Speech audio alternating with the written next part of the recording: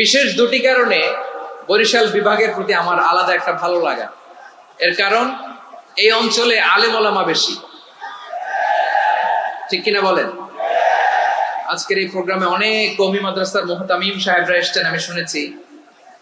আলিয়া মাদ্রাসার প্রিন্সিপাল হুজুররা এসেছেন, খতিব সাহেবরা এসেছেন, ইমাম সাহেবরা এসেছেন, মুয়াজ্জিন সাহেবরা এসেছেন। এই বিভাগে আলেম ওলামা বেশি।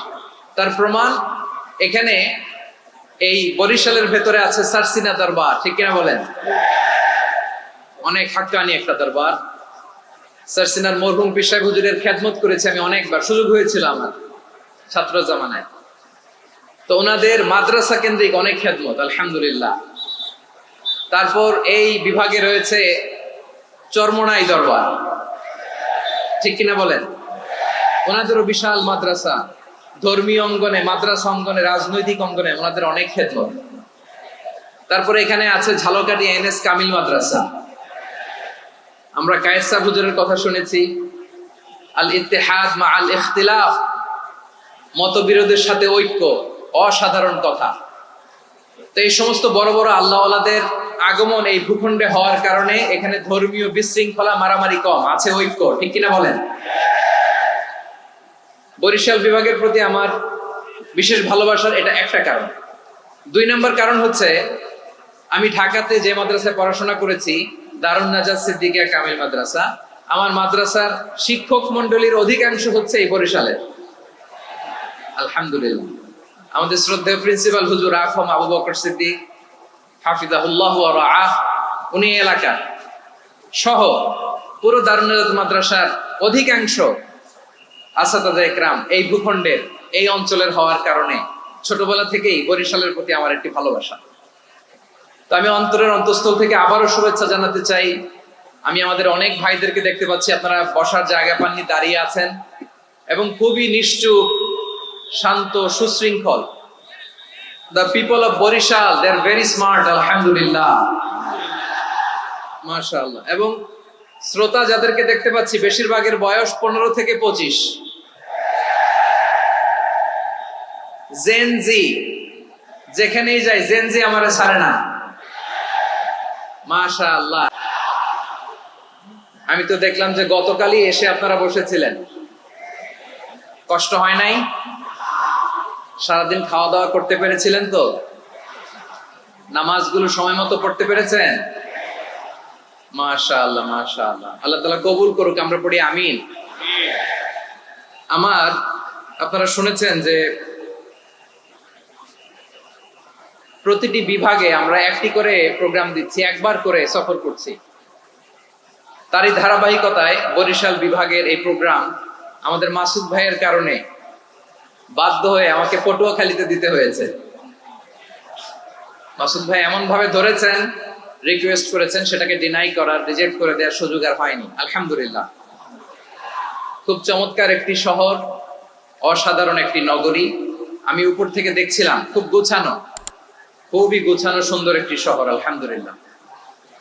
আর পাশেই আছে আপনাদের বিশাল সমুদ্র সৈকত, যেখান থেকে সূর্যোদয় সূর্যাস্ত একসাথে দেখা যায়, ঠিক কিনা বলেন?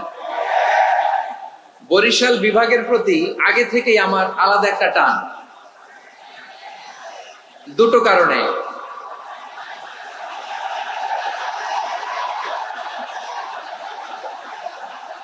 আলহামদুলিল্লাহ, আলহামদুলিল্লাহ, মাশাআল্লাহ। এই গণজোয়ারকে আল্লাহ তাআলা ইসলামের পক্ষে কবুল করে নিন। এই প্রাণ ঢালা উচ্ছ্বাস, ভালোবাসা, এটা কোরআনের জন্য, ইসলামের জন্য, ঠিক কিনা বলেন? কোন অপশক্তি এই গণজোয়ারকে ঠেকাতে পারবে না, কারণ যে ভালোবাসা আল্লাহর জন্য হয় সেটাকে ঠেকানো যায় না, ঠিক কিনা বলে? আমার প্রাণ প্রিয় পটুয়াখালীবাসী ভাইরা, দেয়ালে পিঠ থেকে গেলে লা ইলাহা ইল্লা আনতা সুবহানাকা ইন্নী কুনতু মিনাজ জালিমিন। 2 নম্বর হচ্ছে লা ইলাহা ইল্লাল্লাহুল আযীমুল হালিম, লা ইলাহা ইল্লাল্লাহু রাব্বুল আরশিল আযীম, লা ইলাহা ইল্লাল্লাহু রাব্বুস সামাওয়াতি ওয়াল আরদি ওয়া রাব্বুল আরশিল কারীম। মনে থাকবে? ইনশাআল্লাহ বলেন সবাই, আওয়াজ করে সবাই ইনশাআল্লাহ। অনেক সময় এমন হয়, হঠাৎ বিপদের সম্মুখীন হই, আমরা রেডি হয়ে বের হইছি অফিসে, হঠাৎ অ্যাক্সিডেন্টে পড়ে যাই, হঠাৎ পেটের ব্যথায় অজ্ঞান, এরকম হয় না? আপনাদের হয় না?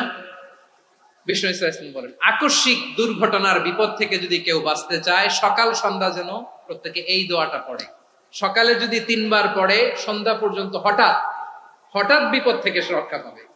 Two be protected from sudden calamity, sudden disaster, sudden calamity, হঠাৎ বিপদ, হঠাৎ ভয়ঙ্কর কোন আকস্মিক বিপদ থেকে আল্লাহ বাঁচায় দিবে। সকালে পড়লে সন্ধ্যা পর্যন্ত প্রোটেক্টেড, সন্ধ্যাবেলায় যদি 3 বার পরে সকাল পর্যন্ত প্রোটেক্টেড। সুবহানাল্লাহ পড়েন। দোয়াটা কি? দোয়াটা হচ্ছে বিসমিল্লাহিল্লাযী লা ইয়াদুররু মা ইসমিহি শাইউন ফিল আরদি ওয়ালা ফিস সামাই ওয়া হুয়াস সামিউল আলিম। ছোট না? অনেক ছোট, মুখস্থ করবেন। বিসমিল্লাহিল্লাযী লা ইয়াদুররু মা ইসমিহি শাইউন ফিল আরদি ওয়ালা ফিস সামা। ওই আল্লাহর নাম নিচ্ছি, যে আল্লাহর নামের বরকতে আকাশ জমিনের কোনো কিছু কারো কোনো ক্ষতি সাধন করতে পারে না। তিনি সর্বশ্রোতা, সর্বজ্ঞ। সুবহানাল্লাহ পড়েন। পড়বেন এই দোয়াটা, বিসমিল্লাহিল্লাযী লা ইয়াদুররু মা ইসমিহি শাইউন ফিল আরদি ওয়ালা ফিস সামাই ওয়া হুয়াস সামিউল আলিম। ফজরের পরে 3 বার, মাগরিবের পরে 3 বার যদি কেউ পড়ে, প্রোটেক্টেড, যে কোনো হঠাৎ বিপদ থেকে প্রোটেক্টেড। প্রোটেক্ট করেন কে? ওই আল্লাহর নাম নিচ্ছি, যে আল্লাহর নামের ওসিলায় আকাশ জমিনের কোনো কিছু কোনো ক্ষতি করতে পারে না। সুবহানাল্লাহ পড়েন। আচ্ছা, এবার আমাদের জীবনে দুশ্চিন্তা আছে না নাই বলেন? টেনশন দ্বিতীয় কেউ নাই, ঠিক কিনা বলেন? এভাবে অনুতপ্ত হয়ে যদি আল্লাহর কাছে দোয়া করেন, দেয়ালে পিঠ থেকে গেছে, কোন রাস্তা নাই বের হওয়ার, ওই মুহূর্তেও আপনাকে বিপদ থেকে উদ্ধার। কোনোদিন ক্যান্সার রোগে আক্রান্ত হবেন না। দুর্ঘটনা দেখে যদি পড়েন, ওই দুর্ঘটনা আপনাকে স্পর্শ করবে না। যে কোনো কারো বিপদ দেখে যদি কোনো বিশ্বাসী বান্দা এই দোয়া পড়ে, বিশ্বনবী বলেন লাম ইউসিবহু যালিকাল বালা, ওই বিপদ তাকে আর ধরবে না।